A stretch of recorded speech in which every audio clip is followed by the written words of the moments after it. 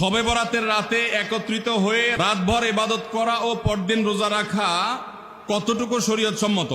ভাইরা আমার, শবে বরাত উপলক্ষে রাতভর একত্রিত হয়ে মসজিদে ইবাদত বন্দেগী করা কোনো হাদিস দ্বারা প্রমাণিত নয়।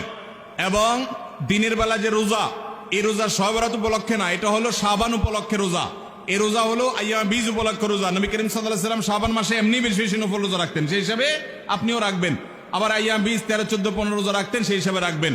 আপনি আল্লাহর ক্ষমা, এই রাতে আল্লাহ তাআলা বান্দাকে সাধারণ ক্ষমা ঘোষণা করেন, হিংসুক ছাড়া, মুশরিক ছাড়া। এই রাতের এই ফজিলত পাওয়ার জন্য আপনি চেষ্টা করলে সেটা ভালো, আল্লাহর কাছে ক্ষমা লাভের চেষ্টা করবেন, কিন্তু বেদাতি কোনো পন্থায় না।